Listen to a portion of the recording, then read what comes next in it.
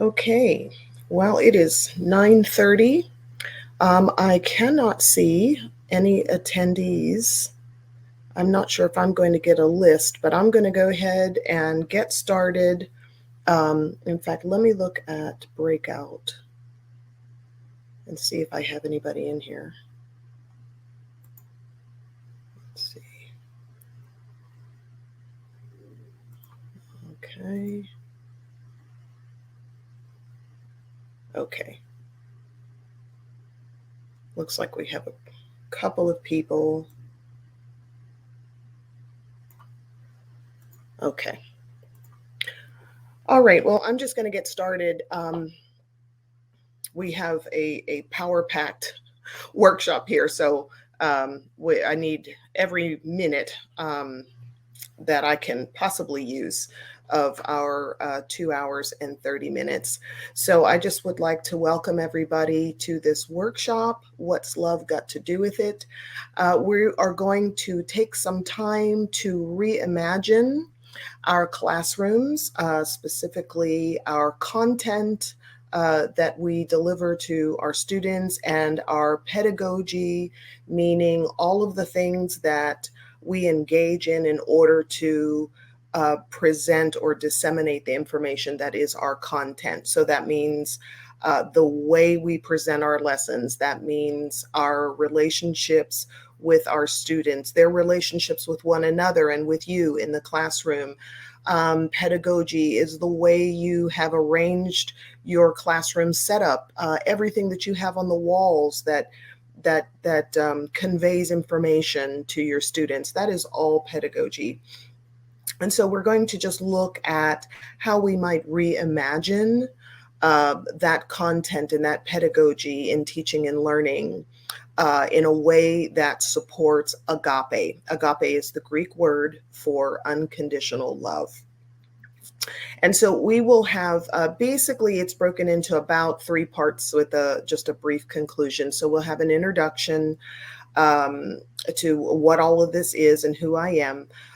Then to know them is to love them. We're going to talk about the idea that in order to love your students, you must know them.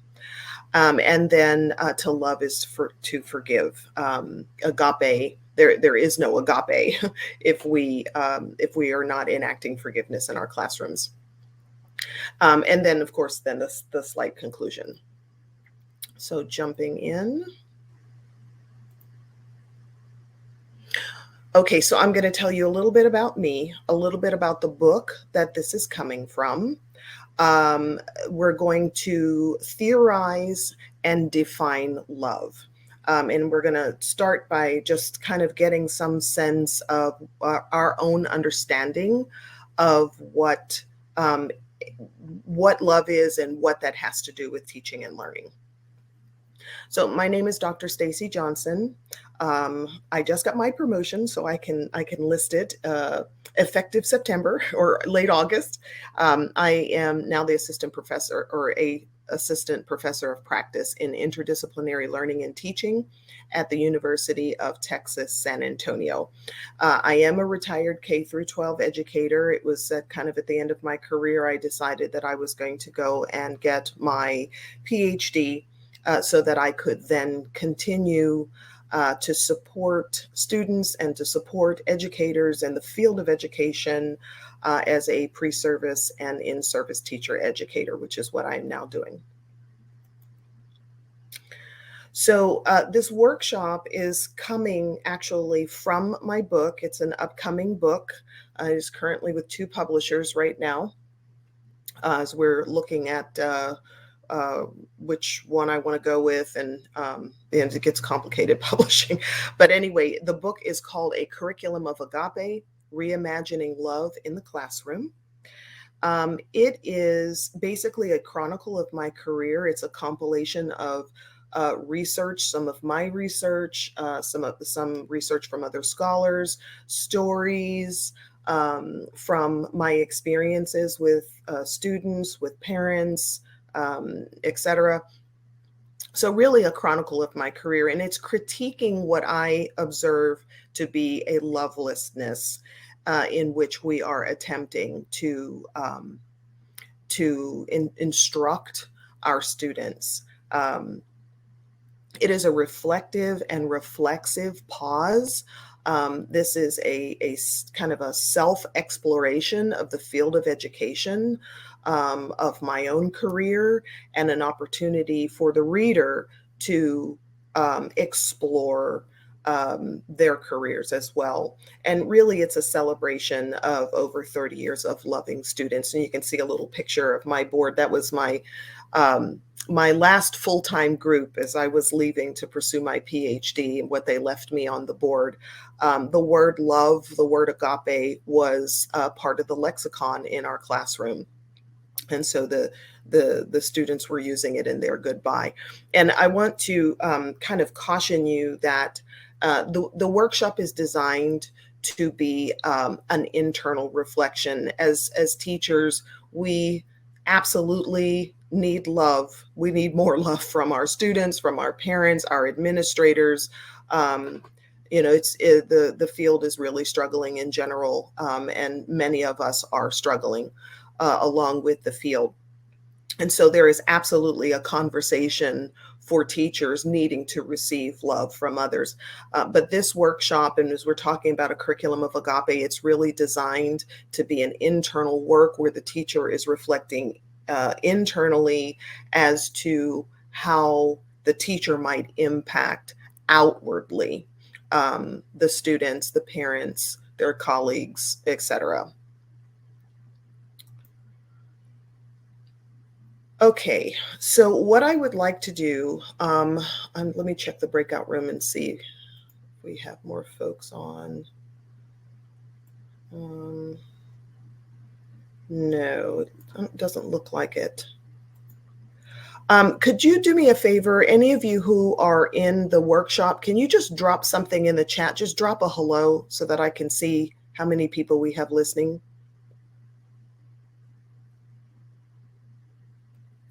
Hi, Becky. Leslie, thank you. Oh, wow. Okay, here we are. Okay, very good. Hello, everybody. Okay, we have a packed house. All right, let's see. For whatever reason, you are not showing up in my breakout rooms.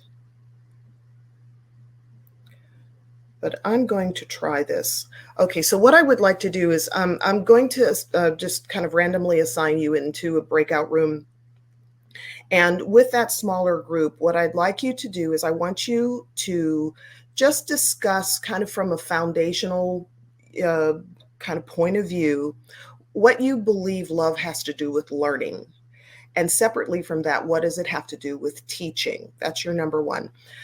Your number two is to just think real quickly about your content, your curriculum, your pedagogy. And it can be your personal pedagogy. It can be what you learned in your teacher prep program or what you're working on most recently in in-services.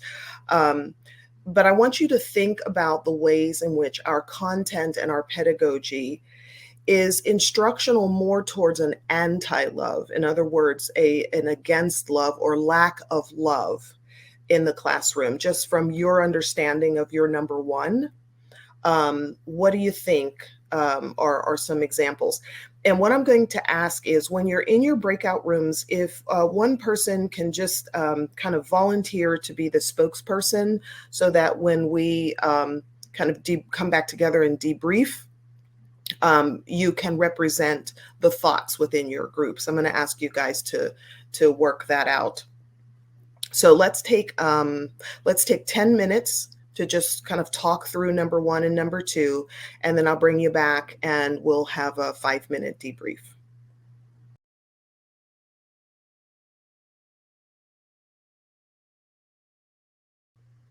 All right, if someone would turn their audio on and just tell me, what do you feel like love has to do with learning? Okay, love brings patience and understanding to learning. I think love and learning, let's see, are inextricably linked. Love for oneself and love for others means we need to learn to be better selves. I think love is a precondition for enduring learning. Good. If our students feel like we actually care about them, we'll learn more, and they are opening. I'm assuming you mean the students will learn more and are open to learning more. Oh no, okay, maybe that's a we. I think love is a foundational component for learning. You learn information in a space of love. Good. Love is necessary for the profession. It's too challenging to do without the passion to do so. Yeah. And our students want to feel cared for. We can show them that we are there to help them rather than judging them or making them feel bad. Okay, good. And I'm just going to superimpose it because we've got a little bit of a learning, but also we're inserting ourselves. So we're talking a little bit about teaching. Drop in the chat. What are some ways that you observe that your content or your pedagogical practice, again, either from what you learned in your teacher education program, what you're doing now in services, where is it that our curriculum and our pedagogy is more instructional towards an anti-love? Where is it loveless?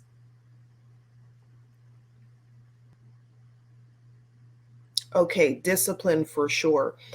Yes, Kimberly, I can clarify. Meaning that in what ways is our core, our content that we are presenting in our classrooms, in what way does that demonstrate a lovelessness, either in society or in the classroom? In what ways does your teaching practice, the way you've learned to teach, again, kind of lean more towards this is an activity that is absent of love? That's what I'm talking about. And Tiffany says in discipline, for sure, all the conditions, behavior, achievement, using students as pawns for political gain. Right. This is good, guys. The strictness of our curriculum sometimes keeps us from spending time on topics our kids really, begin to love. Yes, we have to just keep moving them on, right, without them actually getting just the full expression of the learning. Behavior and limited curriculum. Yeah, okay, so several folks talking about curriculum here. Okay, let's jump into what love actually does have to do with learning from a theoretical standpoint. And then we're going to define love. As teachers, we must define things. We must define our objective. So basically, if we look at Maslow's hierarchy of needs, which many of us are familiar with, and we examine that alongside self-determination theory, and then we look at a little curriculum theory as well through the eyes of Paulo Freire and Erich Fromm. Really, the what we're trying to achieve when we say we want to engage students, we want to motivate students, we want those brilliant academic outcomes. What we're really aiming for is self-actualization. That's the goal. And self-actualization is that student's ability to see the promise that is innately theirs in the world. It is what causes them to hope and to dream and to plan because they have some expectation of success in their lives, of accomplishment in their lives. They have some sense of kind of the sky is the limit for themselves. And it causes that intrinsic motivation to aim for those goals in life that lead to success. And so that's really what we are after, is we're trying to impart in our students a sense and unfortunately we're using a whole lot of external motivation to do it, which is a complete conversation of itself, because if you're familiar with psychology, external motivations really are short-lived. So ultimately what we really want is we want that internal motivation for our students, so that they then strive for that self-actualization. Well, their physiological needs must be met. Their safety needs must be met. Of course, everybody has been on the news for the last couple of weeks, so we understand how critical those safety needs are. I cannot imagine those babies in Uvalde having to sit in a classroom ever again. But once the physiological and the safety needs are met, love and belonging is the next gateway through which students must pass if we expect them to actually continue through esteem, which is their sense of value in that classroom, on to self-actualization. And so from Maslow's hierarchy of needs, we can see that love and belonging is right smack in the middle of what is necessary. Then if we look at self-determination theory, which again comes from psychology like Maslow, self-determination theory is very similar in that we're talking about a student's well-being in the class, and that need for that student to have a sense of overall well-being in the class in order to reach that that self-actualization. They feel more motivated when they feel like they actually have a positive effect on the outcome. That what they are doing in that classroom is going to be meaningful towards some good outcome. And so in order to do that, then students need to have the competence to do that. And that's where we talk about that growth mindset. They need to have connection in their classroom, and that's kind of where we're living in this workshop, that connection being that sense of love and belonging to the content as well as to the people and to the classroom space itself. And then they also need to have a sense of autonomy. To look at this from the point of view of curriculum theory, from Freire cautions us that we need to not try to separate the idea of emotion from cognition. He understood from a theoretical standpoint that emotion has everything to do with whether we facilitate cognition or whether we disrupt cognition. And now from psychology and neurology, we're hearing more about fight or flight. We understand that as students from social and emotional learning, growth mindset, we understand that the emotional state that a student is sitting in has everything to do with whether the gateway to cognition opens or closes. And so Freire would say, if I do not love the world, if I do not love life, if I do not love people, I cannot enter into the dialogue. And when we question, well, what do we mean by the dialogue? The dialogue is that liberatory knowledge construction. In other words, it's teaching. If I don't love the world, if I don't love life, if I don't love my students, and I might even expand that, we have to learn to love those parents too, then we can't enter into the dialogue that is teaching. Because profound love rests at the core of freedom, not domination, and therefore proper knowledge construction. Fromm would say that love is the kind of our existential answer to all problems, because love is what defines us. So from that theoretical kind of foundation, that we then start to question, okay, well, what do we think about this then? Where are we right now? Just in teaching as a field, in our personal careers. I had a situation that caused me to question, what do teachers think about love? What do we understand about the connection between love and teaching?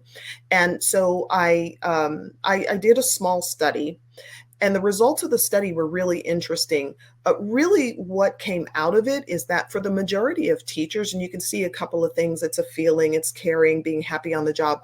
For a lot of teachers, love in the classroom was defined in a way that really meant that we love non-human objects or beings as much as we love people. It was only a third of the participants who defined love in actionable, intentional, and measurable terms, which again is necessary in our classroom, just like an objective would be. That same 1/3 defined love in terms of unconditional, selfless, sacrificial constructs. Very, very interesting. And so that leads us then to need to define, when we're talking about agape or unconditional love, what exactly is this? And again, we do need it in measurable terms. It needs to be measurable. It needs to be repeatable. If we're going to build or reimagine our classrooms on the precipice of this agape, then we need to know, are we missing the mark? Are we hitting the mark? And so we need a strong definition that helps us to just do that constant comparison that we do. We say metrics. We need metrics. So let's talk about what agape is not, and then we'll talk about what it is, and then we're going to use that to build from. So it is not superficial, that the happy, euphoric feeling that we really do enjoy. Agape is not that. It is much deeper than that. You may feel happy and you may feel euphoric, and maybe that comes and goes in moments, but that's not the sum total of it. It is not abusive. It's not self-seeking, possessive, and it is definitely not a sexual attraction to our students. It is not laissez-faire. Any of you who have children, have spouses, close family, you know that love is work. You have to work at it. You don't even always feel like loving the people that we end up having to love. So it is work. It is deliberate. It is curricular in nature, and that love is content that we are disseminating to folks, be it our close loved ones or our students, and it's corrective. And I want to take just a slight pause here to just make sure that we're clear that as we're talking about this unconditional love, we're not talking about some kumbaya kind of ethos in which we just let our students get away with anything and everything. It is actually unloving to not correct. We do need to correct our students. What we need to talk about is we need to talk about how we're correcting our students and when we're correcting our students. And so we need to kind of peel that onion back. But I do not want you to think going into this that the expectation is that you're supposed to just stand there and just love on those babies and not correct them. Correcting them is part of loving them so that they become functional, strong human beings in society. And then finally, agape is not compartmentalized. We cannot put unconditional love in a little box and then give that box to one group but not to another, or love in one context but not in another. Fromm would say to fail to love in one context actually has this funny kind of trickle down effect, so that it affects our ability to love across all contexts, to include in those contexts where we really do want to execute unconditional love. So we cannot, it's not a negotiable, we can't compartmentalize it. Okay, so then what is it then? What do we use as our metric? First of all, love takes courage. It cannot exist in fear. Love cannot exist in our ignorance.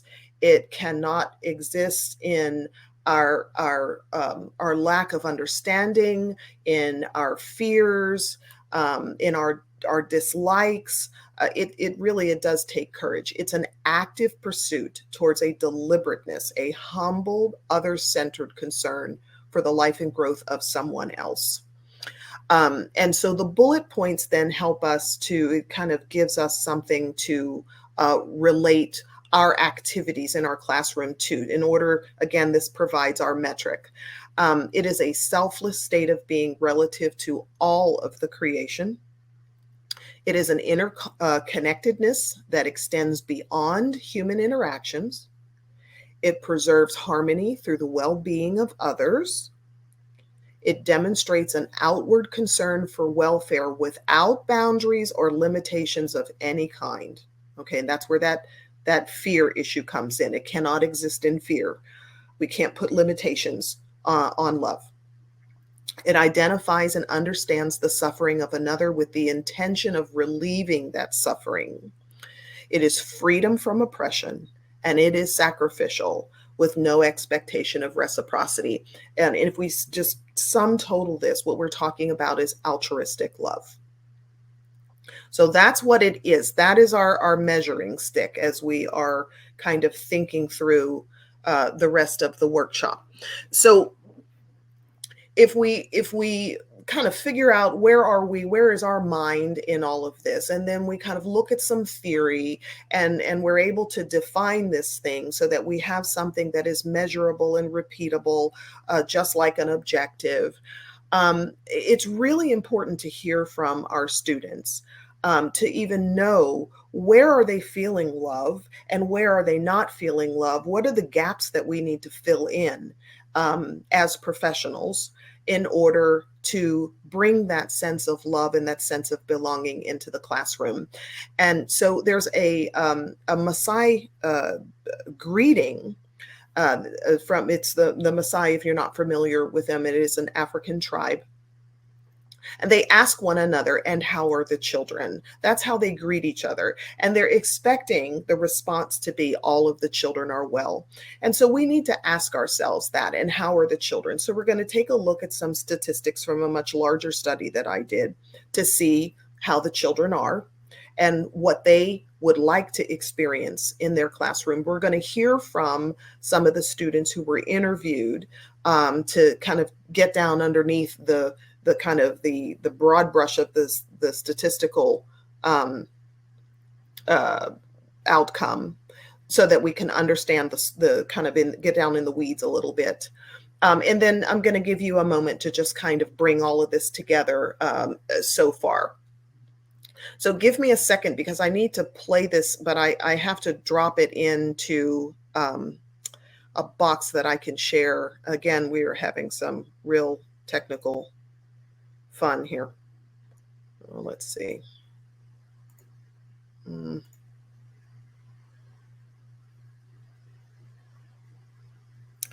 Okay, looks like we've got this one. If it'll just come up, then I could play it. There we are. I need one person to just put in the chat. I'll tell you when I've pushed play. Let me know that you can hear this, please. The Maasai understand that the safety, well-being, and prosperity of the children directly impacts the destiny of the tribe. As one goes, so goes the other. Ubuntu guides the community to consider children as an equal part of society, including giving them access to decision-making processes.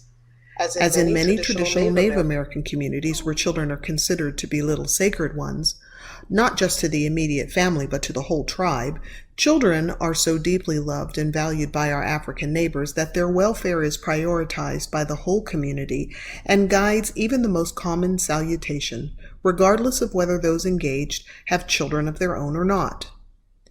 This communal high regard for children is evident in Latino and Middle Eastern cultures as well. Ubuntu imparts to us that we see our neighbor's child as our own, and their success is our success too. The coveted response for the Maasai is, all of the children are well. At the beginning of my teaching career, I was unaware of the traditional Maasai greeting that asks, and how are the children? I did, though, find it essential to discover who are the children. In other words, the well-being of our students has to begin with relationship. Relationship, according to African tradition, involves discovering who a child is, not what he or she is, the labels society has used to identify him or her. Acknowledging the child to be a divine and unique contributor to the amalgam that is the community. According to Lisa Delpit, this means developing relationships with our students and understanding their political, cultural, and intellectual legacy. Increasingly with each year, I emphasize that, like the Lakota, my classes needed to begin by learning to love one another.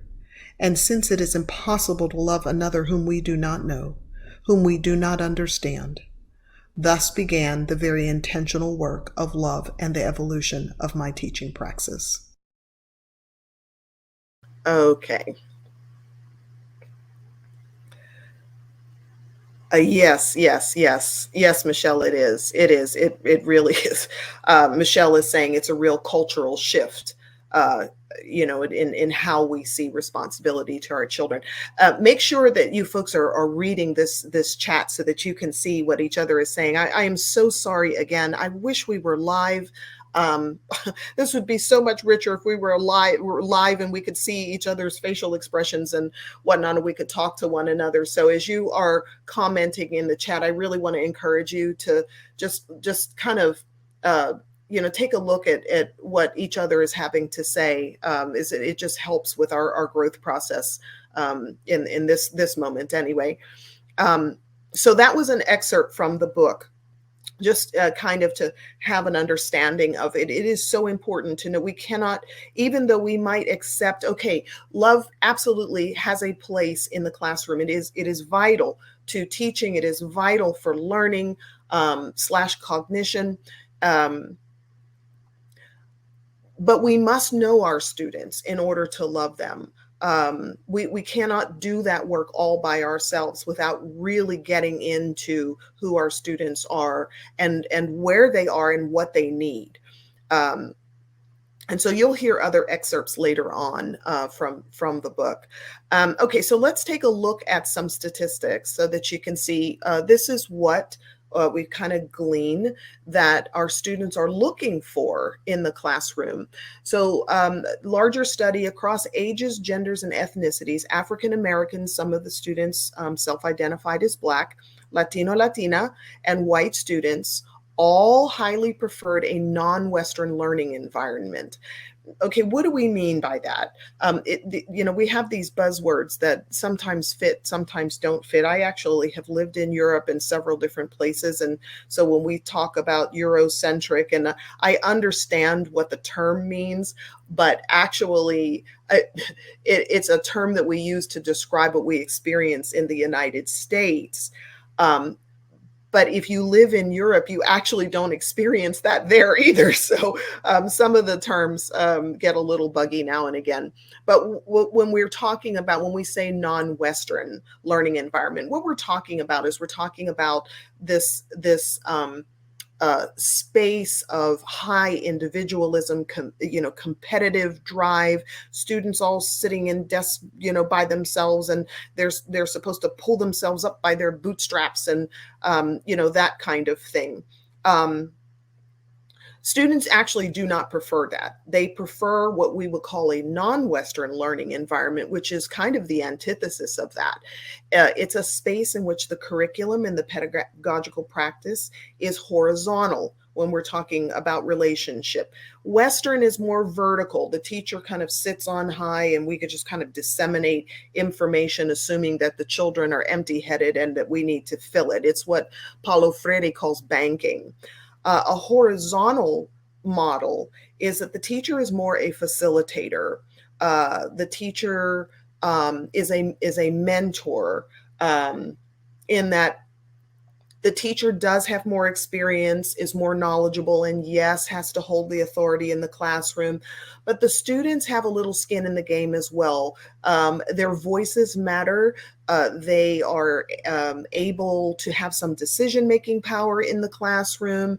There is a co-construction of knowledge as teacher comes together with students, assuming that students can already bring some prior knowledge into the learning space to help to augment the experience. It's much more interrelational than we tend to at least be taught that we are supposed to kind of exude as educators, as that person at the podium in the front of the room who's on high. It's much more community oriented. It is collaborative instead of competitive.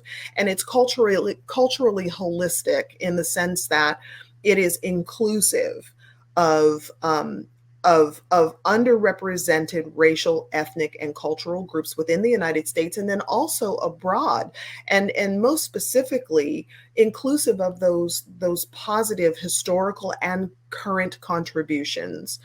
In other words, the students can see themselves in the content. They can see themselves in the pedagogy, what goes on in that classroom. And so it gives them something to strive for because they know they belong there. So that's what they're looking for. Let's hear a little bit from some of these interviews. Now I have to go and grab them. Let's see.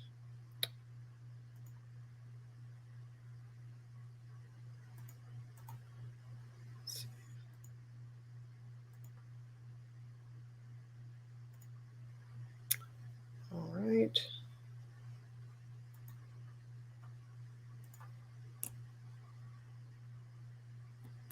Just give me a second here.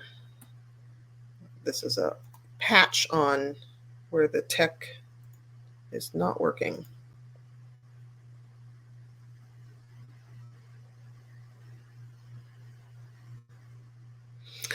Michelle, Montessori, yes, I would say a little bit in the sense that Montessori really strove to have that. She was more concerned about the idea that that young people learn when they're ready to learn, when they're inspired to learn, and that typically happens in the environment of students, and age not being the issue. You're in a kind of a diverse classroom where you have students who are older, students who are younger. It's not the age that determines the cutoff, which is more typical what we do. We have an age range for when we say first grade, second grade, third grade.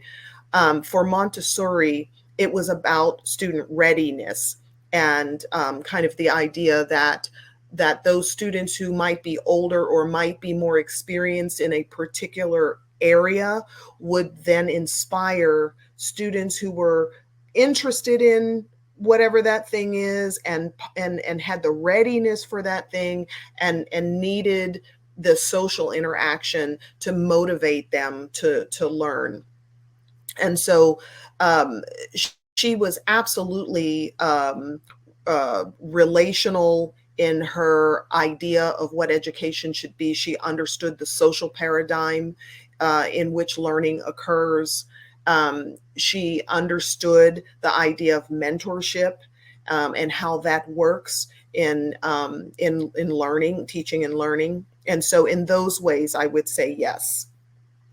And the teacher absolutely was really postured to be a facilitator more than what we tend to see in traditional classrooms. Okay, let's hear from our students. We're looked at as not academically strong or lazy, not hardworking. And I'm a straight AB honor student for the most part. So it's kind of disappointing that that's how most people look at African Americans.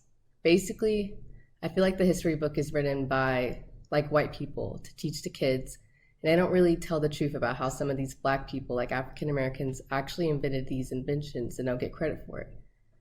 I don't really feel represented at all. There's nothing that connects. In English, we talk about like poems that has nothing to do with my identity whatsoever. It's mostly about old English stuff, you know, and it's more negative. Now that I think about it, we're being taught negative things. Like they're not going on a positive, like African Americans' inventions. I want a relationship with most of my teachers. They're adults, they've been through life experiences. They've been around longer than I have. And I feel like their input would be valuable to someone that's still trying to figure out what they want in their life. It makes you feel like you have somebody there that like is helping you or guiding you or making you feel like you can do it, and then that gives you motivation to actually do it. But when you have no classmates helping you out, you're not going to have motivation to do anything. So ever since I was in middle school, I was put into like the higher accelerated classes. So walking into those type of classes, you are seen as the minority, and there isn't a lot of people that look like you when you are advanced, as they say. So just coming in, you're bombarded with that type of like exclusion of where are your folks, like where's your culture, where's your people that look like you. So you kind of begin those type of things of kind of like isolation. You start to isolate yourself from the group, even though you are getting that work done. But there's no one that can grab you and say, "Oh, here, I'm with you. I got your back." Your competition, your competitors should not be the person sitting next to you. I can connect my personality to math because math is like numbers and stuff. I like numbers a lot. I have a few favorite numbers, so I can connect it to that. But like the way that I look and the color of my skin and where I come from doesn't really connect to math. It's not even about, like white versus black. Like when you go in history class, you don't learn about no other race. Like you don't learn about like the big things Hispanics have did. Back in the day, you don't learn anything about Native Americans really, except for like when Christopher Columbus came. Because you just keep learning about the same people: Harriet Tubman, Martin Luther King, Malcolm X, stuff we don't learn since like 6-7 years old. Switch it up. Tell me something new. Tell me something that I don't know. Tell me something about the invention that African American made that changed somebody's life. Tell me something that even a Hispanic done did. And it seems like they'll talk about like the white people doing so much, doing this and doing that. They won't talk about African Americans doing anything, Hispanics, Chinese, nothing. So that is kind of weird now that I think about it. And then it's just so crazy to me how they say America is like a salad, a tossed salad, or what else they say we like? Melting pot. A melting pot. But how are we a melting pot when you don't even teach people about their ancestors and stuff? Like I would feel bad if I was like a Hispanic and the only thing I see is white and black people every time you turn the slide, because they only want to teach you but so much. They don't want to tell you the truth about what really happened and what really went down. But when stuff comes to like 9/11 and all this other stuff, don't get me wrong. Yes, that was a tragedy too. But why try to downplay the things that we went through and the things that we still go through? But then when it comes to something like 9/11 or anything else, it's so terrible, and we still gotta honor it and this and that. But then you still got people walking around talking about how slavery old and we shouldn't talk about it no more. Like that's very disrespectful. It's very disrespectful.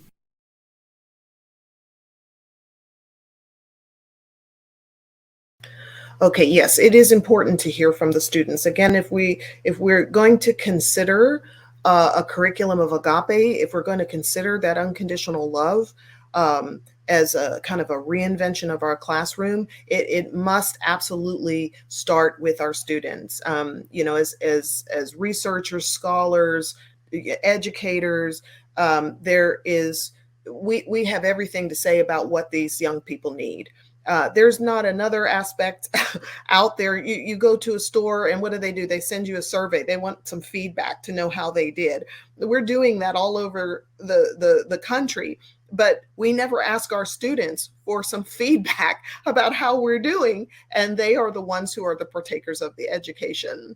And so, for me, my research was all about those babies. That's just been my career, is all about the babies. So I wanted to know, what do they have to say about belonging, about erasures, about cohesiveness and collaboration, about lacking those close relationships with teachers. And so now we can get a little bit of a sense of where are our kids as we're talking about these things, and where do we need to fill those gaps in. Yes, I've learned more from my children and my DNA children and my classroom children than I have learned from any book. Okay, so what I would like you to do, I'm assuming, let me make sure this Padlet is here, because I would like to, let's see, how am I going to do this? Can I copy this? No. Okay, I am going to go to a new tab. I'm going to copy and paste the link to the Padlet in your chat. And what I really am wanting you to do is just to take a moment of self-reflection. So we've got some sense of what do we mean when we say agape? What does that look like in measurable terms? Where are the gaps? How do we need to start thinking about where our students are with regard to feeling a sense of love, belonging, safety, trust, etc. I want you to think about the types of activities that might demonstrate a mature love for your student. You're going to start the process of building into your classroom rules or your classroom guidelines, whatever you might call them. And just because of time, you're not going to be able to flush it out all the way, but you're going to be able to just kind of get your thoughts going in that direction. And I want you to use the Padlet to construct a set of rules or community guidelines for your class that you believe might begin to foster that close community of agape love, of mature unconditional love. And if you're really feeling good about this and you feel like, you know what, next year I want to try this. I want to start to put some of this in motion. I want to caution you again, that student voice, we want to aim not for the vertical relationship, but for the horizontal relationship, the village or community. You want to think along those lines, which means that your students need that skin in the game. If you're going to do this, you start to think it through in the summer, but at the school opening, you want to tell your students what you're doing. Hey, I was sitting in this workshop and this is what we talked about. And I really dig this. And this is what I want to do in the classroom. I want to change the way we're doing things. This is what this word agape, this is what it means. This is how we measure it. And so I need you to think about ways that you feel like mature love would be demonstrated in this classroom. I need you to start to think about what kind of guidelines or what kind of rules we need in the class so that we all feel loved and we all feel a sense of belonging. And then you're going to take what they give you and you're going to take what you have reflected on and you're going to merge those things and then come up with your guidelines as you start your school year. So absolutely, please don't create a set of guidelines that don't bring that student voice in, because again, we'll be leaning away from agape even though our intention is to lean towards it. So let me get this link up and then I will let's see, I'm going to do this.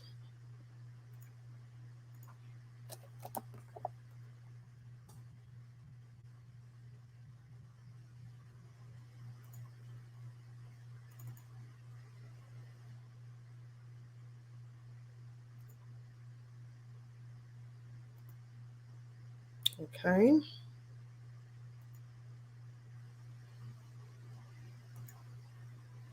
All right, I'm going to drop this in the text stream.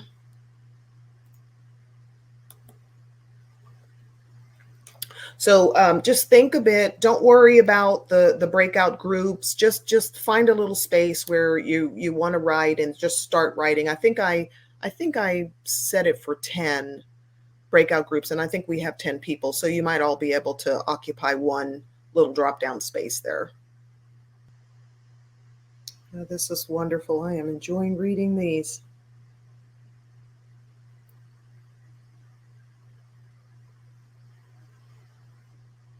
Mm-hmm.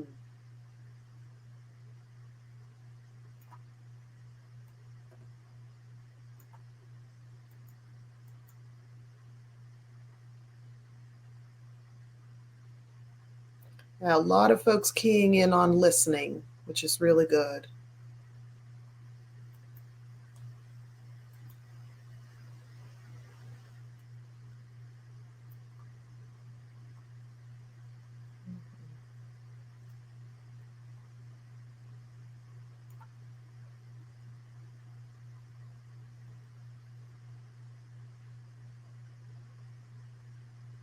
Mm-hmm.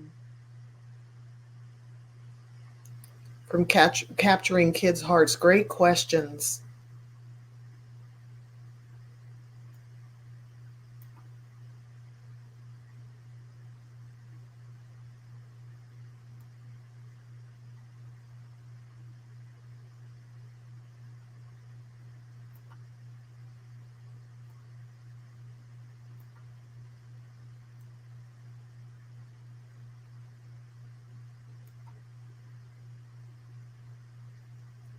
Mm-hmm.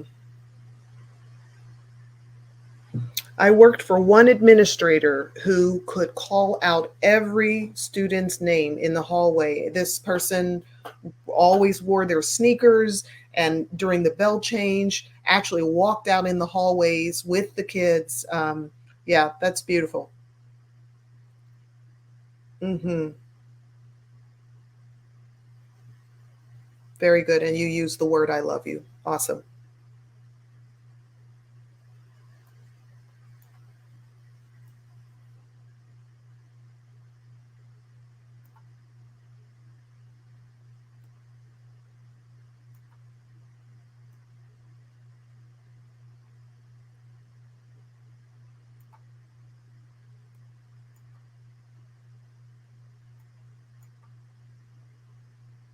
Okay, about 4 more minutes.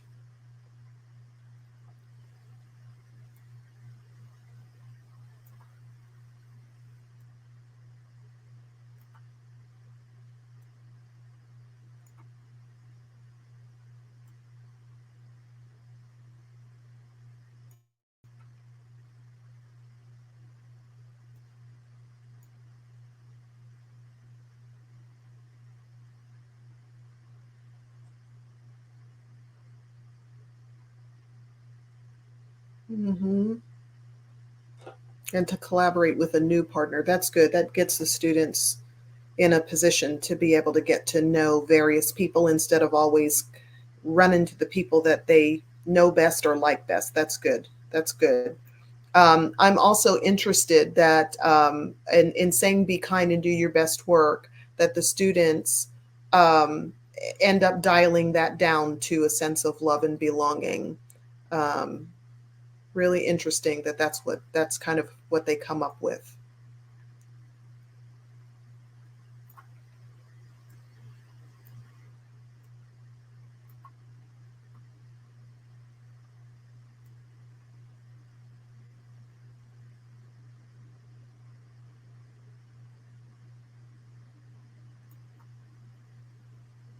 I really like the idea that when a disagreement occurs, that the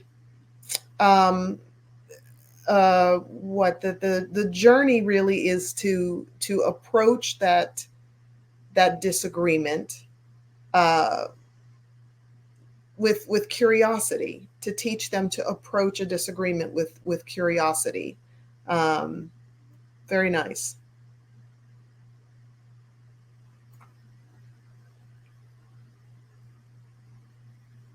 Mm-hmm. Mm-hmm. Mm-hmm.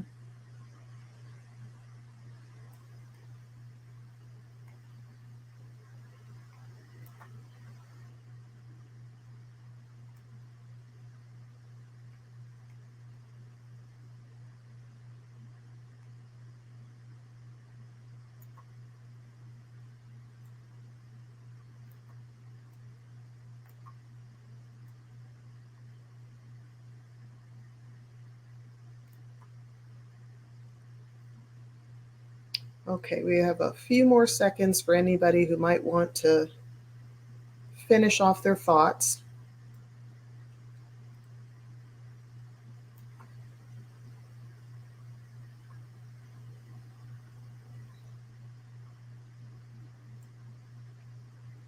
Something for you all to think about, being kind. Um,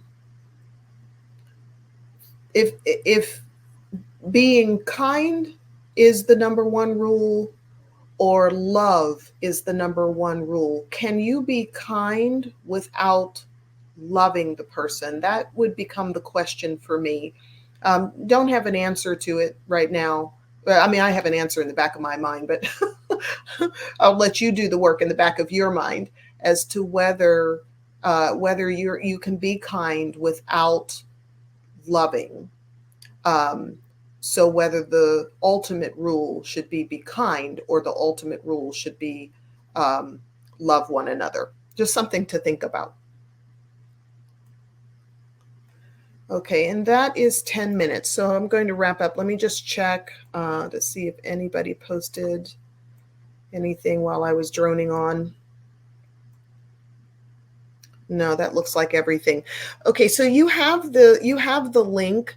I'd like to encourage you all to look at each other's responses. You could do it on the break or later on, since you have the link. I'm going to leave the Padlet there.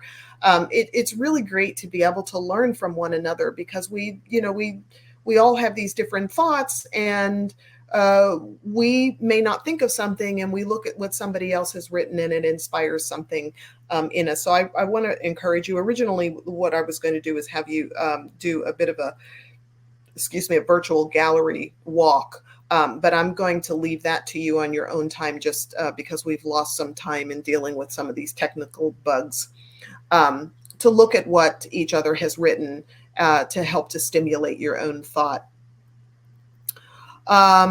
Let's see. I learned from Brown's work that approaching disagreements with curiosity helps to not activate shame or guilt, because shame or guilt are feelings that cut connection. Yes. Yeah. That's good. That's real good. Okay, let me get back to these slides here, and we will move on. So really, ultimately, we're going to take a little 5-minute break. I'm sure you all need it, but the setting of those guidelines, that acts as your foundation or your skeleton. And so those guidelines are going to be really, really important, because it is around those guidelines that you're going to then build your community. And so we'll come back from the break, and I'll show you what my guidelines were, and still are, actually, just so that you have some basis of comparison. So let's take a 5-minute break. And then come back and we'll keep going. Okay.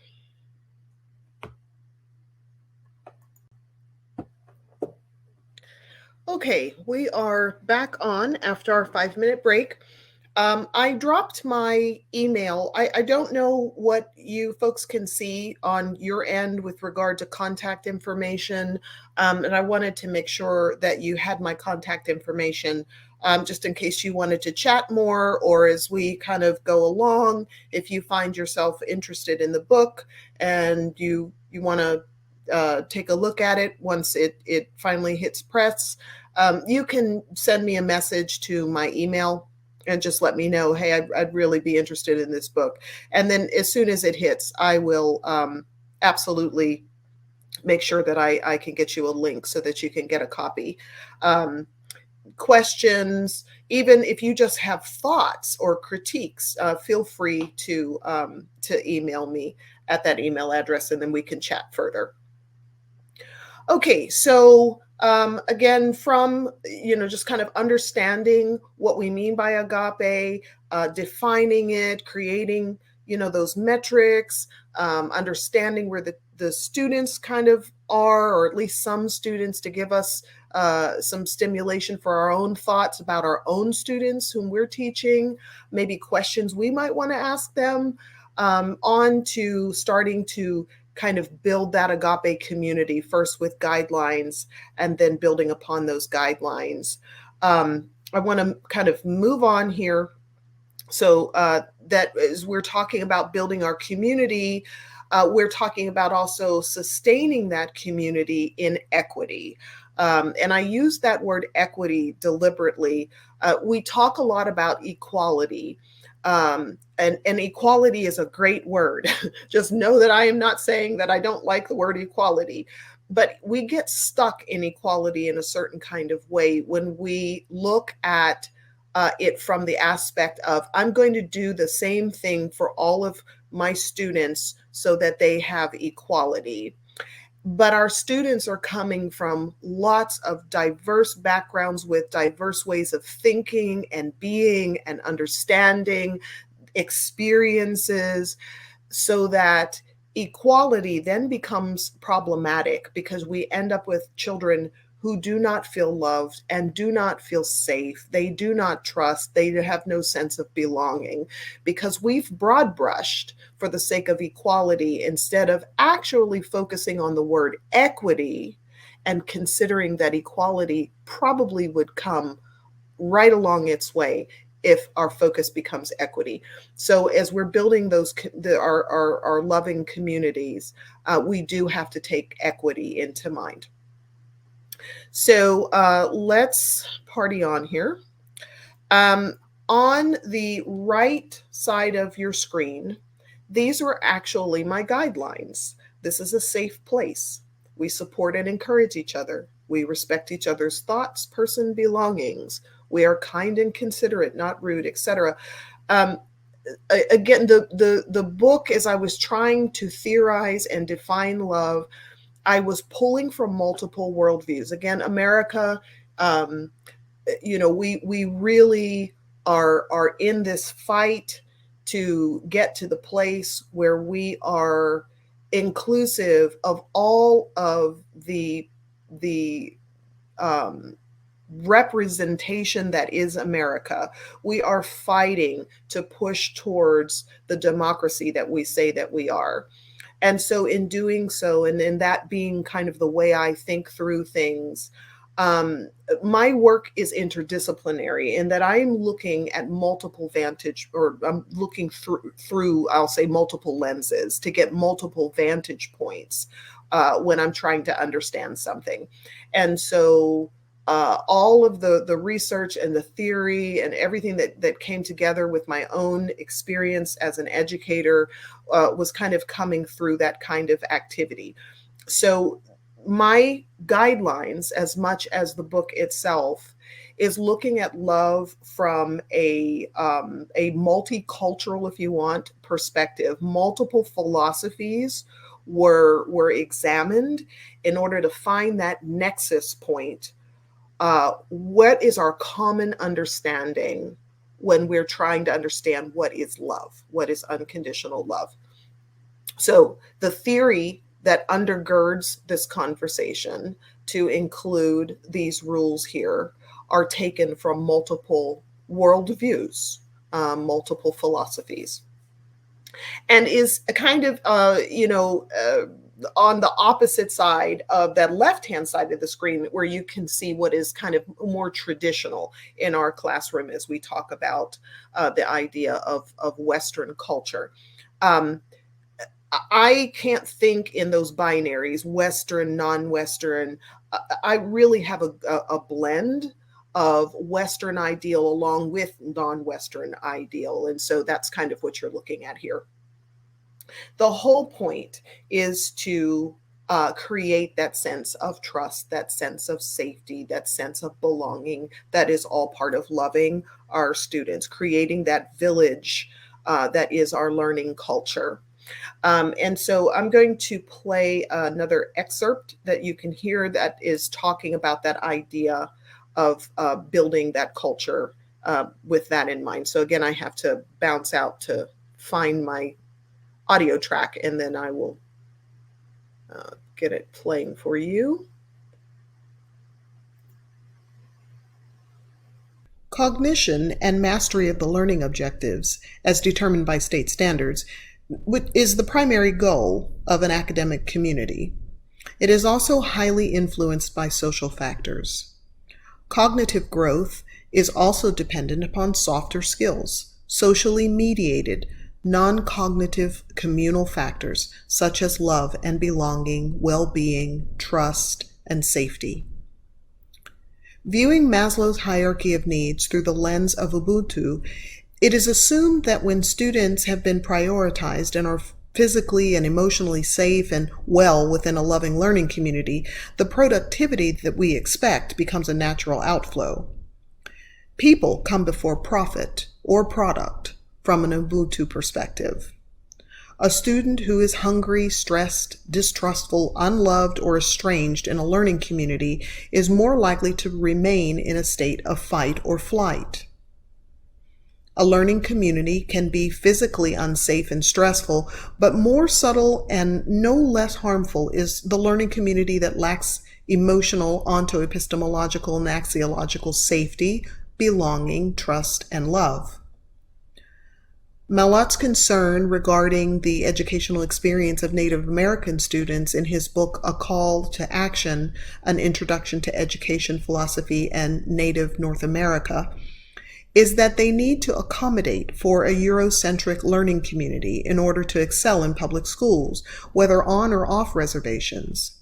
This accommodation encourages a type of persistent cognitive dissonance and is supportive of a systemic oppression that takes the students out of their natural ways of being and learning. This notion is reflected in the term entre mundos, in which Latino students are trapped between two worlds, necessitating the formation of multiple identities to survive.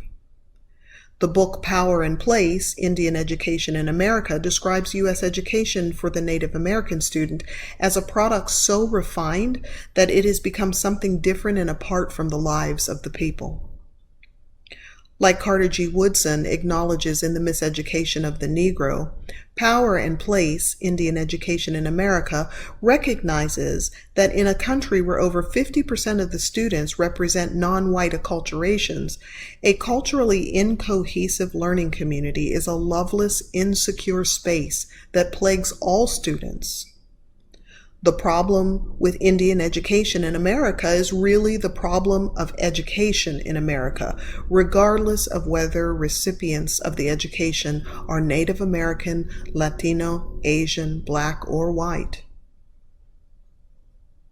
According to Nasir, love is a vital aspect of Black student success, but one that is foreign to Black males and a source of distrust that is difficult to break through. Stereotype threat, other microaggressions, and lack of curricular and pedagogical cultural inclusions against marginalized group of students remain at the center of distrust and the fight or flight stress response that disenfranchises students from educational spaces and contributes to low academic performance and student dropout rates. The U.S. educational system has earned its own reputation for abuses, specifically towards minoritized groups of people, to such an extent that many of our students, as well as their parents, harbor feelings of distrust towards the system and the people who comprise it. Our students and parents need us to rebuild their fractured trust. This can feel like a tall order when well-intentioned educators become targeted objects of student contempt and disrespect. I recall a situation during a parent-teacher conference when I was to meet with the father of my 9th grade student, Heather. She was not an easy personality to work with and could become disruptive in class with or without provocation. Heather had changed schools enough times that her father had become distrustful of educators and was abusive of the teaching staff. I was unaware of the aggressive altercations during parent-teacher meetings until my principal alerted me and offered to attend my conference with Heather's father. I was concerned that my principal's presence may be misconstrued as an act of aggression on my part and chose to meet with her father alone, promising that I would call the office at the first sign of hostility. There was none. Heather's father was a pleasure to work with, including during the few times when I needed his help to correct a behavior that was interfering with Heather's social or academic well-being. Heather and I had a good relationship. She enjoyed my class, and in relaying her own happiness, she softened her father's distrust, enabling us to work together as an extension of the class community.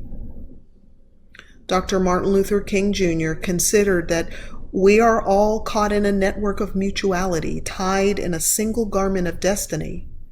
He said, whatever affects one directly affects all indirectly. If we draw an ecological parallel, allowing us to consider our classrooms as a biome of life and learning, all suffer the same self-destructive eventuality that follows a gendered, racialized, socio-politicized imbalance in the educational system. The question may then be, can we succeed in bringing our educational biome, our learning communities, into homeostasis without unconditional love? Theoretically, the answer is no. Practically, this is evident in the comments of a Black 10th grader whom I interviewed as part of a research study. About his non-black teachers, he said the following: with a lot of white teachers, there's nothing really there, no relationship or connection to the learning environment, because they don't really know what I deal with. Because a lot of white teachers can't really relate. They really don't know. But then, like, a teacher who is a different race from me can try. I know they don't understand, but they'll try to figure it out. And then over time, I feel like they just know exactly what I'm dealing with, and it feels like they're just there. There is hope for our students and teachers who love them enough to attempt to know them and build a community of trust. An incident occurred at the high school level that created a stress among my students that hindered their engagement in my class. My class directly followed a sexual education class in which the sophomore class was enrolled, and that was misaligned with the knowledge and cultural experience of the students. The instructor failed to engage the students in a way that sought to know and understand them. Additionally, the instructor neglected to establish a safe learning community in which the students' needs, values, and experiences could contribute to the curriculum. Every day, the sophomores entered my class agitated and unable to concentrate until I realized that their learning would remain obstructed as long as they were unable to debrief their experience. My academic content was inaccessible to my students whose anxiety compelled them to distraction. As I would do again on many occasions, I stopped teaching and I asked my students to form a talking circle. Talking or peacemaking circles find their roots and contemporary credit among Native American onto-epistemologies, although similar practices can be found in African cultures. They are a regular part of my pedagogy, with my current college students even. Talking circles are useful in helping students to psychologically debrief their feelings, create mutual understandings and forgiveness, and to restore the community to harmony. In that safe space, my students voiced their frustrations over the culturally incohesive content and felt affirmed in their understandings and co-constructive knowledge, resolving their stress as a community. Only then, after their anxieties were relieved, were we able to return to the content of my course successfully and effectively. Okay. So the importance of building that cohesive village, and talking circles. Hopefully, I will have a moment to get back to. In fact, let me just say it now. A talking circle. They are wonderful. Like I said, you heard in the excerpt, I use them all the time. They are great for the culmination of units, or maybe even getting a unit started, for at the very beginning of the school year, kind of that getting to know you process, part of that, this is who we are and this is what we're building process, so that later on, when there is some type of an infraction, some type of a hurt or injury in the classroom, the students already feel safe and they understand just kind of the environment of a talking circle, and it allows for those moments to I guess flesh out whatever the wrongdoing was. Whether you are correcting your students, or a student got into some type of a hassle with another student and the community needs to work that out. Those talking circles then become a wonderful tool to restore your learning community. It's just that you don't want to start to use talking circles when there's a problem. Because you've not established that as kind of part of your way of being, and a safe place for the students. So you don't want to use it when a problem comes up, and then you decide, well, this is like a wonderful idea that I saw online, and then you start to employ it. It really needs to begin with very safe, loving, supportive, encouraging encounters first, so that it's of good use to you. when there's a problem. And there is lots online. You can Google talking circles and you'll get all kinds of information as to how to employ them. Okay, I put here a little bit, I'm not going to belabor this, but just kind of what did this look like in my classroom? What kinds of things might you have seen if you walked into my classrooms at any particular time? And I put the lunch bunch down there. I'll let you read through this on your own, but the lunch bunch needs a little explanation. It just didn't matter what school I taught in. Somehow or another, my lunch would end up sacrificed to my students. I'd end up with one student coming in, they just wanted to just talk. And then next thing I know, it would be 2, and then it would be 4. And then I'd have students in my room at lunch with hall passes and whatnot, whom I didn't even teach. We would bring in games and I was willing to do that. We do need our quiet time as teachers. You need a moment to just pull away and recharge. I used my planning periods for that and was willing to go ahead and give up that lunch because what I was finding was the off academic time where the students were just kind of being and enjoying something other than, content. They were beginning to let me into areas of their world that they otherwise would not have done. And ended up in a funny little way with a whole lot of reciprocity going on during those lunch bunches. So it ended up being a real sweet time, helping me to get to know my students. And again, that always being the aim is to get to know them so that we know that we can love them for who they are. So just a little something for you to look at. Belonging becomes so important. There is no community if we do not establish that equitable belonging. And when we say equitable belonging, we mean equitable social belonging, equitable academic belonging, specifically as we are talking about what we call self-efficacy, a student believing that they intrinsically belong in that classroom, in that space, and that they absolutely have the capacity to do well in the class. That becomes very important. And again, that growth mindset starts getting involved in that academic belonging. Cultural belonging, the students need to feel a sense of who they are culturally, that they are invited and valued and have an intrinsic role to play in the community. And then ultimately in their behavior, we have to kind of include that idea of behavior as belonging, because we kind of, I think in general, if we don't really know our students and don't really understand our students, there are some behaviors that are unusual to us that then become kind of categorized as that behavior problem, as opposed to, okay, no, this is a way of knowing and being for this student, and I need to understand it so that we can negotiate this space. And so that all kind of comes into play with the overarching idea of belonging. And again, trying to get away from that one size fits all kind of way of thinking in our classrooms, which is actually more of a face of anti-love than it is of love.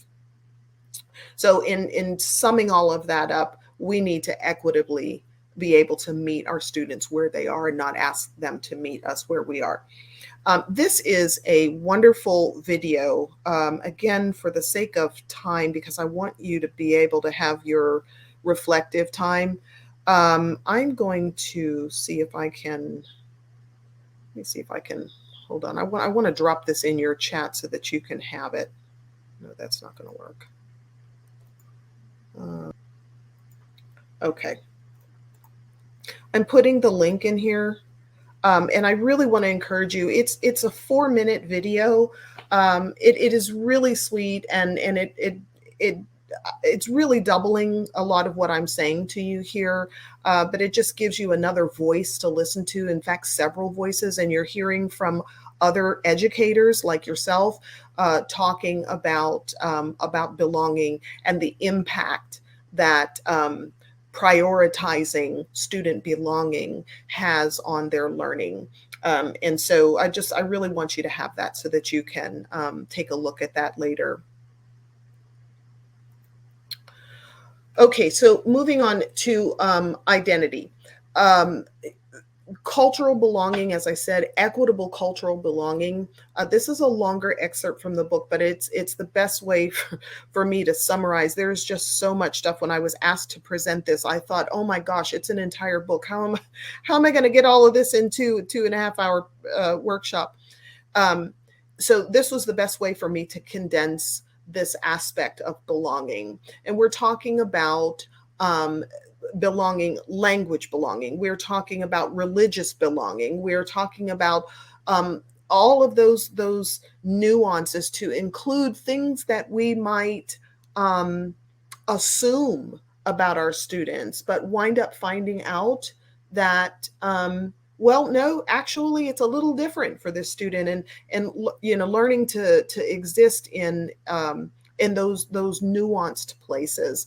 So this is a little bit of a longer clip, so just hang in there with me. But it's packed full of information regarding students and their identities and the way that those identities become important in our classrooms if we are to love them properly. Okay.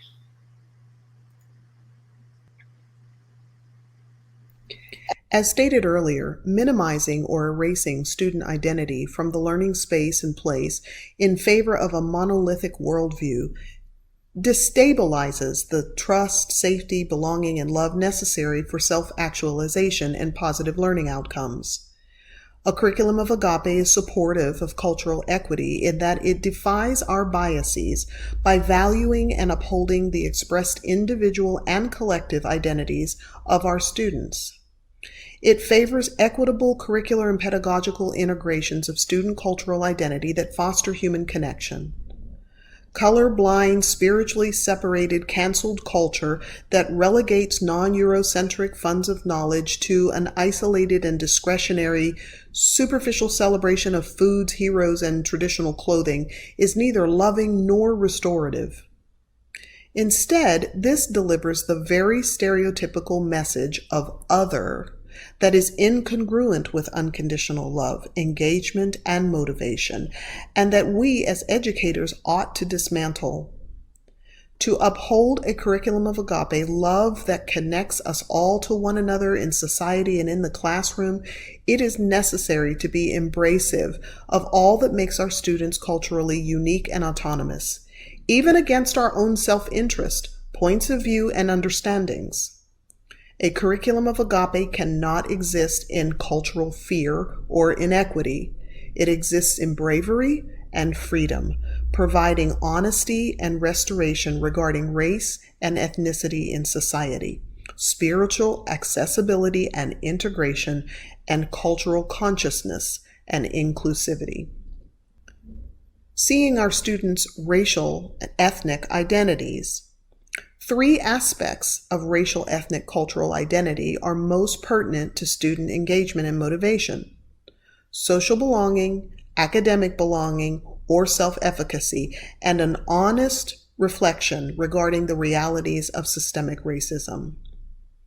Academic engagement and motivation are enhanced when our students perceive their racial, ethnic, and cultural selves as positively valued and occupying a place of curricular and pedagogical belonging. The strongest predictor of success in education is a student's perception of academic belonging, specifically self-efficacy.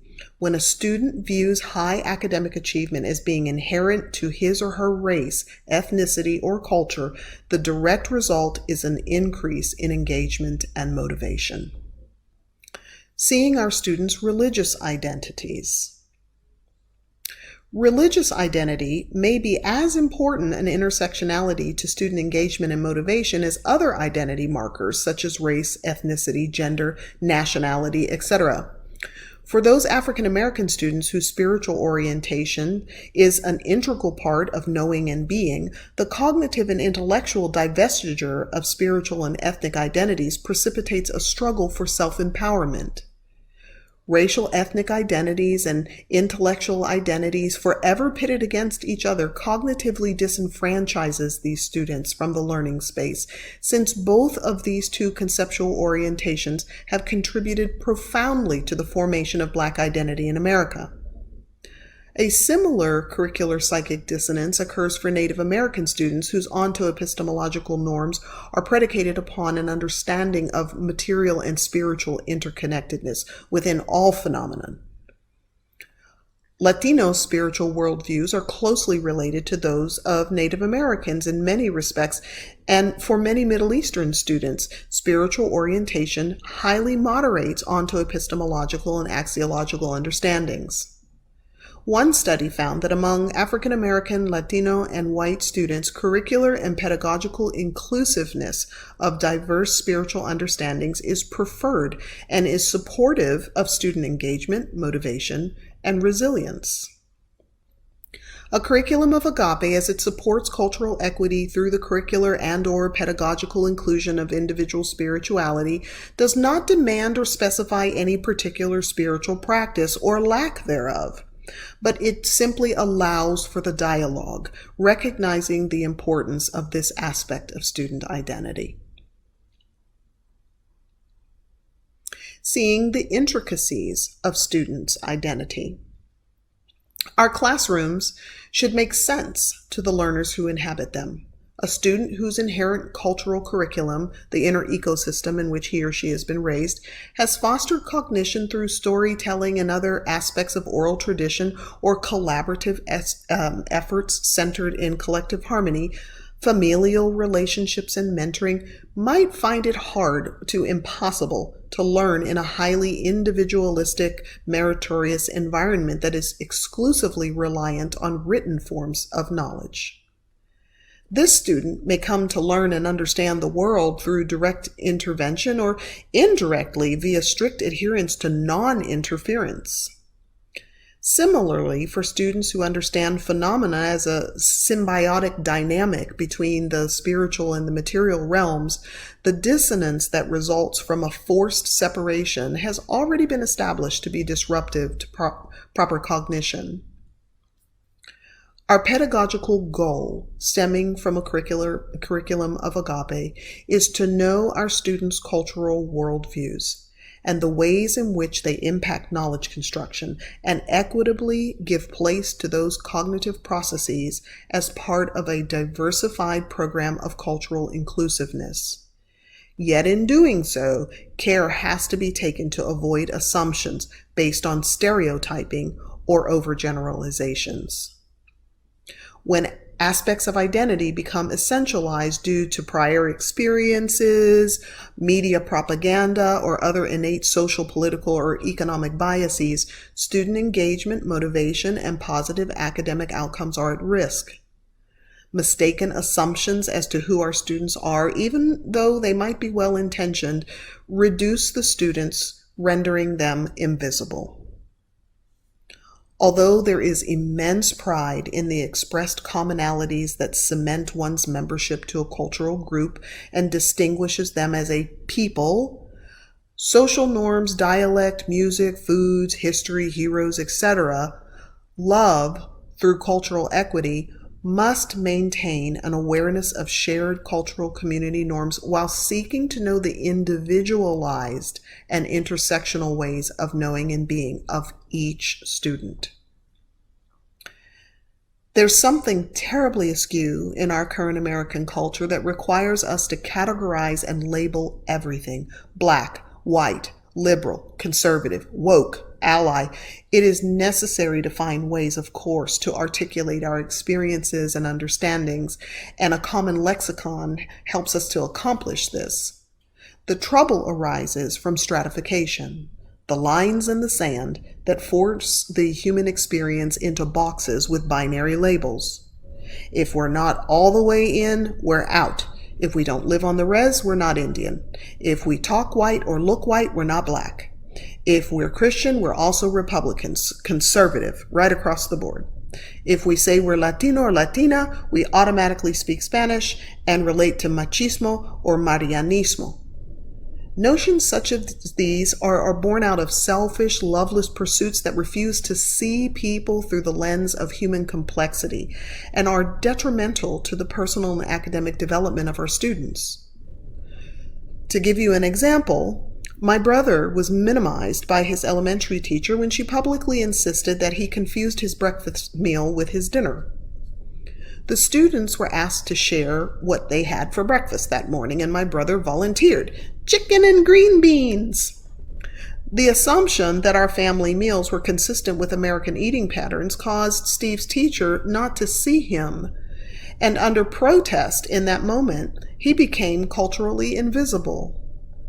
The reality was that we ate the heavier dinner fare in the morning and the lighter breakfast-like meal in the evening. An understanding of metabolism being at its peak earlier in the day and trailing off towards the average dinner hour inspired my mother to schedule our meals in a way that cooperated with the human design. We also enjoyed an international exposure to food choices, unlike many of our peers. A favorite memory of mine occurred in a 9th grade Spanish class. Another class of spirited students whose energy fluctuated primarily at the whim of a few fidgety young men. Earlier in the year, when I was still shaping our agape culture, I had had enough of the play.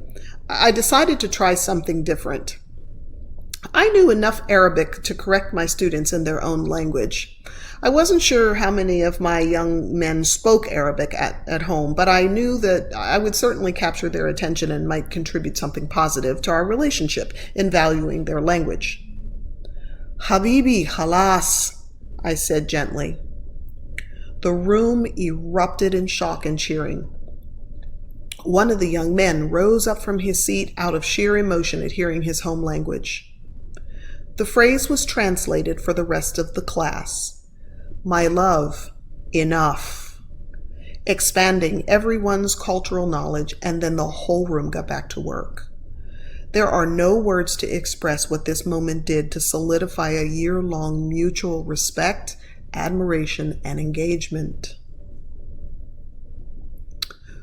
Through the whole of my career, learning to see each other in an agape learning community introduced a richness of intersectionalities that defined so many normative ideas about what it meant to belong to a particular culture, within cultures, and also across cultures. We learned that ethnic ties to India did not necessarily predispose a person to Hinduism, or that a person can be Jewish and still find their favorite holiday to be Christmas with their extended family. Our Asian classmates sometimes get C's by the skin of their teeth too.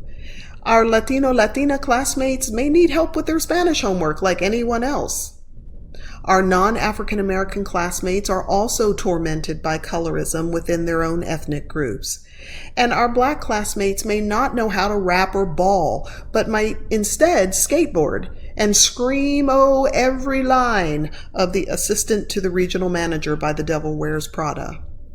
We learned that seeing requires us to develop a cultural consciousness and an inclusivity that sheds our preconceived ideas about who we are and how we interact within distinct cultures.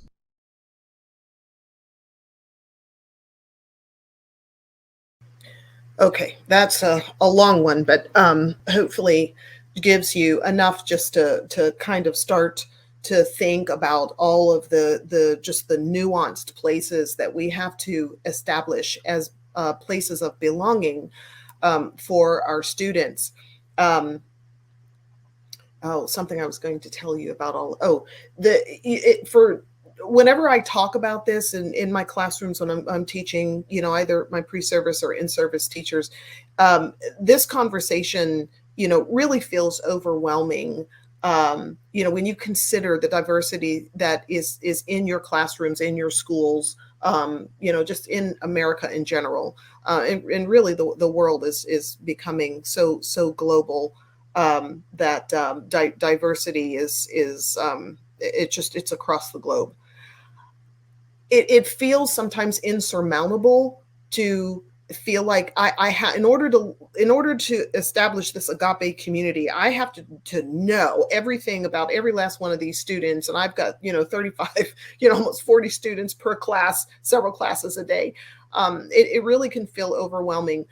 My encouragement is always, the more of your students' voices that you allow in that classroom, the more dialogue that occurs just in the process of their comings and goings in and out of your classroom, what you're, how you are arranging the activities for learning, the more that you can get your students' voices involved, the better opportunities you have to get to know them. And those very direct conversations that you have with them and letting them know, I want to know you. I'm trying to know you. I want to represent you. This is why, because we're an agape community. The more you get your students to open up, and you'll start to glean information from them pretty quickly. And it is like any other relationship. It takes time, and you grow in that thing, over the course of the year. So I don't want to make anybody feel like you're supposed to have it all together at the point of go in August or September. Of course, you're going to grow as they grow alongside you. So just be encouraged about that. That you do what you can. I heard I think it was a question, was how do you eat an elephant? It's the most horrific little saying, but it gets the point across. Is you can't just open your mouth and swallow an elephant. It has to be one little piece at a time. So take your time, be patient with yourself. You're going to make mistakes along the way. Some of those little snippets at the end where I was talking about, that someone's membership to India doesn't predispose them to Hinduism. And, some of those things at the end were actually mistakes that I made. I was in no way expecting one of my students who was Jewish, professed her Judaism and talked about it all the time, when we did a little activity and we were to talk about our favorite holidays, and I had her paper and I was reading her paper, and she said her favorite holiday was Christmas. I have to tell you, I got stuck there for a second and very confused. But we just kind of got through it, and it became kind of a chuckle, and I accepted what she said and let her present that to the class just as she wanted. And we all just kind of learned something about, again, those places of nuance.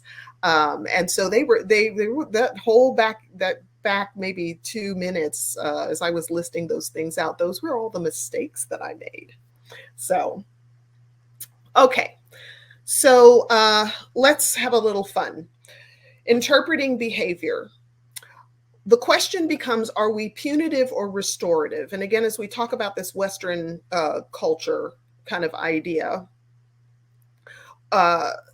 America tends to lean more towards the punitive, where, when we talk about non-Western thought tends to be more restorative. In other words, we are members of a community, and our membership to that community is critical. The community is only going to thrive. In other words, that homeostasis in our ecosystem we stay in balance because of all of the members of that community. One member out of kilter or removed, think again of a biome. You start removing plants because you decide they are unnecessary or they're disruptive. And what happens to the biome? The biome is going to change. We talk about this global warming that we're trying to deal with. Think about your classrooms that way, and about membership to a community that way. So why restorative? Because it is important for the balance of the community, that young person who has gotten ill somehow in behavior or frustration or whatever it is, out of the community, actually brings harm to the community. And so when when there is an infraction of some type, the punitive, unfortunately, has to be there. We have to be able to make use of suspension, expulsion. They do have their place in the extremes, but is that where we put our focus, or do we put our focus on something has gone wrong? We need to spend more time getting into the where this has gone wrong in order to restore the person back to the community. And that is that village mentality that is agape, as opposed to a punitive one. So agape seeks to correct, yes, but to correct in a way that understands the student and mutually empowers the student as a member of the greater society. Where currently, if you look at that in the upper left-hand corner there, African American, Latino, Native American students at this point are disproportionately over-disciplined, suspended, expelled, more likely to be put in special education, more likely to drop out of school. And so what we want to do as an agape community is get away from those punitive aspects and absolutely deal with the fact that how have we wound up disproportionately becoming punitive for certain groups of students, and again, focus on the restorative. So instead of listening to a snippet from the book or kind of, lecturing from slides, I want to give you an experience with interpreting behavior. And so we're going to do a little quiz. Again, I need to get the link to you. Let's see.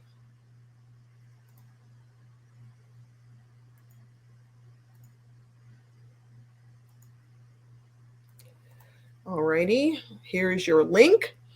And I want you to go into the quiz.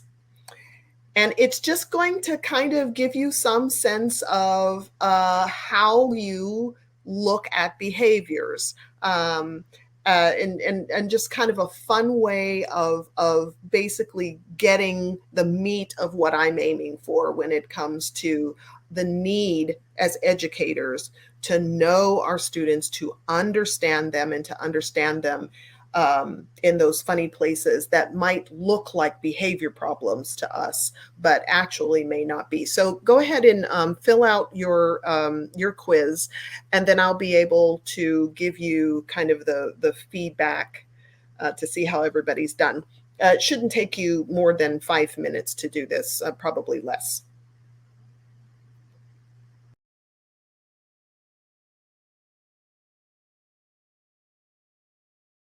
Okay, it looks like everybody is finished. I think at this point we have 9 folks in the workshop with us. So let's take a look at our responses. I'm not able to share screen, so again, my apologies. But looking at the first one, Naughty Ned would never look me in the eye when I was talking to him, and it was so horribly disrespectful and dismissive. And many of you got it. Eight folks responded actually with the correct response, which Ned probably was attempting to respect the teacher by not giving eye contact. Depending upon, and eye contact is really important to us as Americans. But there are cultures in which direct eye contact can be perceived to be a stealing of the soul, or just possibly a straight out disrespect, that you humble yourself as a young Padawan, so to speak, of a mentor. And so not giving that eye contact may actually not be an issue of disrespect, but an issue of respect.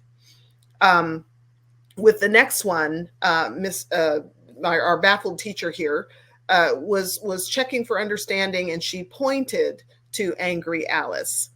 And and then the not understanding, why is this teacher or this student so nasty towards me? I haven't done anything to her.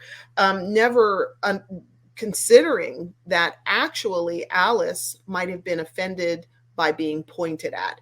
We have some students who come from an acculturation in which pointing, even if you are pointing at them to select them to answer a question, yes, they live in the United States, and yes, we have what we consider to be our kind of central culture, but keeping in mind that really American culture is so diverse. When we say what is American culture, it is vastly unkind, unloving to say that it is this one, parameter.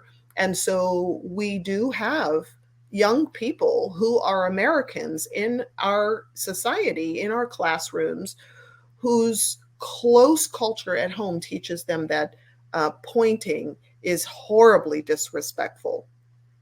And so, again, you have this disgruntled student, and you would never know what it was that put that student on edge, that caused them to start to, just kind of act disinterested or even a little snarky with you. And it would all stem back to just simply they don't like that pointing that's going on in class.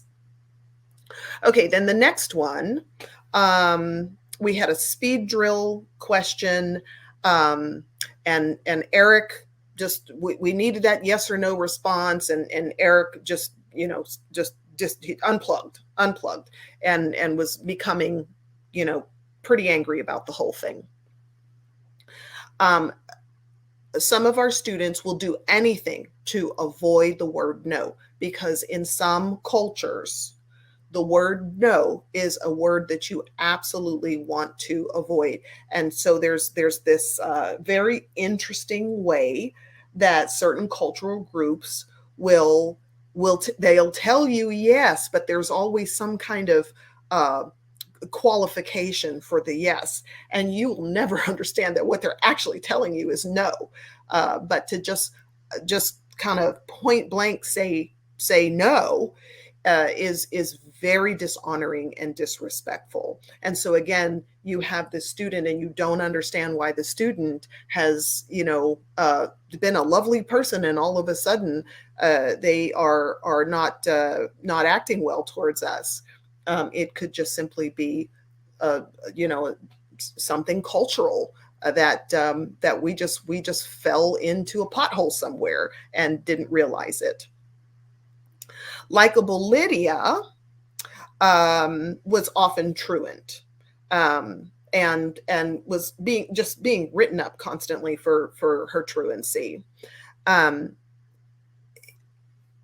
Again, there are cultures, and particularly if it is the oldest girl, where family obligation comes before anything. And so it looks like you all got that one. I had to change my, at the college level, I had to change my attendance policy, because I kept running into this thing. And, of course, as the teacher, you're getting a little upset because you don't understand why your student is not showing up for class. I then in having that dialogue time, and again, the dialogue is everything, to have that open invitation to dialogue with your students, to not jump to a conclusion, but to let them know that if there's something that is going wrong, you have a safe space. You even can critique me. It's okay. I can take it. Let's work it out. To have that open space, for me in this case, allowed me to understand that I had several, and they were Latina, actually. In most cases, I had one student who was from a Middle Eastern country that this kind of thing came up.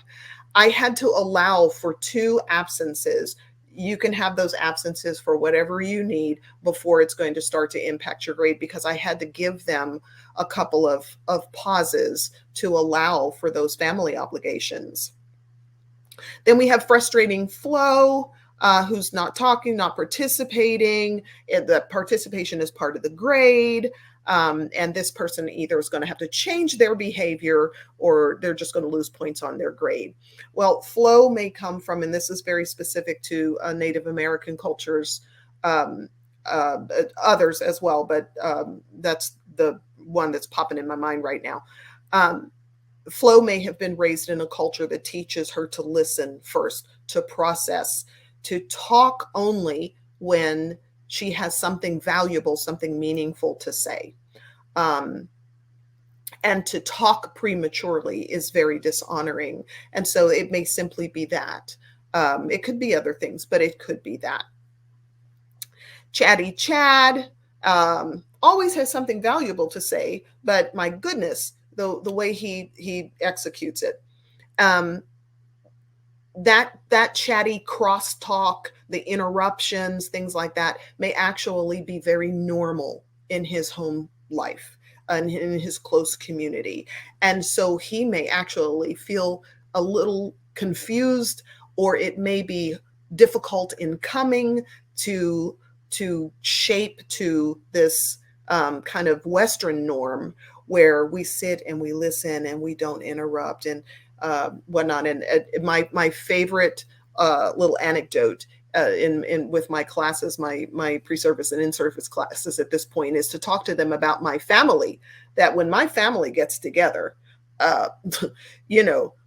help you if you think that you're going to wait your turn to interject something, because there are multiple conversations going on at a table at any one time, and they're all cutting across one another. And, woe to the person who's trying to be polite, who's going to, just sit there. And so we're asking for a type of code switching to happen between what is the normal home life and then what is the academic environment. And it just may not be an easy transition for our students. So finally, the last one is irritating Irene, never punctual, and having a problem with that punctuality. Again, Irene may come from a culture that prioritizes the human relationship over the watch. And so it may not be that Irene is trying to be disrespectful or sending a message to us that she just doesn't want to be in our class, or that our class is unimportant. If that schema is wired for, we're in an important moment with someone in the hallway, or the like, it just may be hard, that punctuality. And so that is an issue of dialogue and understanding the student, and again, negotiating the space. Okay, so that's it. And that was just kind of giving us some sense of that how culture, how cultural kind of, I'd like to call them potholes or misunderstandings, can cause us to start to lean towards that punitive response, as opposed to the dialogue that then becomes part of the restorative response. Okay, and so the last thing that I'm going to leave you with, I've got a couple of things for you to be able to enjoy as part of your contemplation. Is that there is absolutely no agape. There is no unconditional love without forgiveness. They come together. And that means that we have to be able to forgive our students. Sometimes we need to give an opportunity for them to forgive us. And sometimes we have to forgive ourselves, which is really, for me, it's the hardest thing, where I know I have blown it with students. There are some things that I am still processing to this day that happened at the beginning of my career, when I was, of course, much less knowledgeable about being a teacher. And but it's just really hard to forgive yourself sometimes. And so a couple of things that I have done for you to help with the processing, and it is something that you can use in your class, again, to be able to get that dialogue in your class. Forgiveness is loving in many ways, to include when I blow it and I tell my students, listen, this is what happened and I blew it. And, I'm asking if you can forgive me. It makes me human as a teacher. We are human. We're not perfect. And a curriculum of agape doesn't require us to be perfect, which is really, really nice. It gives us the freedom to be human and to make those mistakes, and to provide an avenue that is not just the forgiveness, but the growth that happens in the process of forgiving.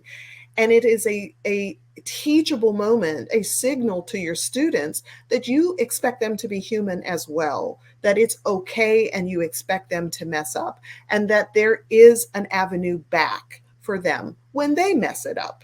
And so it's part of that idea you saw in the chat, that conversation about how we grow together, and what that does for the student to let them know that it's okay to make a mistake. So what I've provided for you, the first one is just, and I just want you to think about even one student, and you'll do this on your off time because we need to close, but just get it under your skin, like this is how I would do this in the classroom. So just think of one student, maybe during this school year, that you need to forgive, and then you want to write down, what did they do, how did it make me feel, and then you want a restorative action plan. And that restorative action plan is the most critical of them all. And if you want to do 2 students, and just kind of get the feel for what this is like, so that you can think about, how can I use this in my classroom? How can I bring this in as part of our culture as a class, to get that forgiveness going, and most important, that restorative activity going. And then there's one for forgiving yourself, or maybe it might be that you need to ask a student for forgiveness. And so again, the school year has closed, but you can pretend that you're going to ask a student to forgive you. And so describe the incident, describe your reaction, describe the student's reaction. And this is all part of your reflective process. And then come up with a restorative plan, so that you can restore yourself then to the students. And so that's something, again, that you can take into your classroom. And then the last thing I want to leave you with is a free write. Goodness, if we had enough time to do all of this, I wish that we had. To write a letter to your students, letting them know what it is that you would like to improve the quality of your relationship in your classroom, to align it with agape. I would encourage you to do this at the beginning of the year. Teach your students the word agape. Tell them what it is. Show them what the parameters are for agape, what agape is not, and convey to them, this is what I'm trying to do. And so we're going to write letters to one another. And you write a letter to your students. Let the students write a letter to you and to their classmates, to explain the changes that you would like to see happen in the content in your curriculum and in the pedagogy, to increase the students' sense of love, well-being, trust, safety, and belonging. And perhaps the students can help to increase yours, and all of the diversity that is us. And then from this free write, you can have your students, and you can post, everybody can do it anonymously, post the free write up on the wall and peruse each other's responses. Give your students sticky notes. Let your students respond to the letters on the sticky notes. And that can be basically the ground zero upon which you start to then say, okay, we need to establish some guidelines that create an agape environment. And then from those guidelines, we are all responsible for upholding our village culture here, our loving culture. And then off you go towards building. And so I just wanted to leave those with you.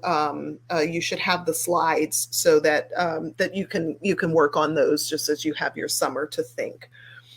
And that's going to conclude us 1 minute shy of 12 o'clock. I want to thank you all for your time. I hope that this was valuable, that this was helpful to you.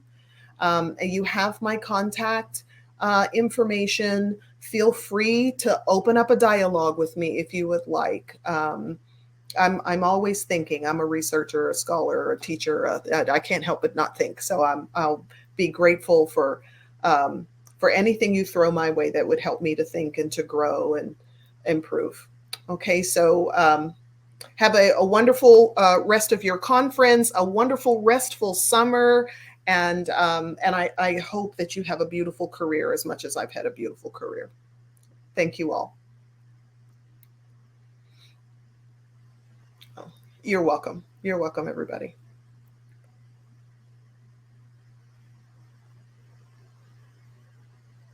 Very welcome.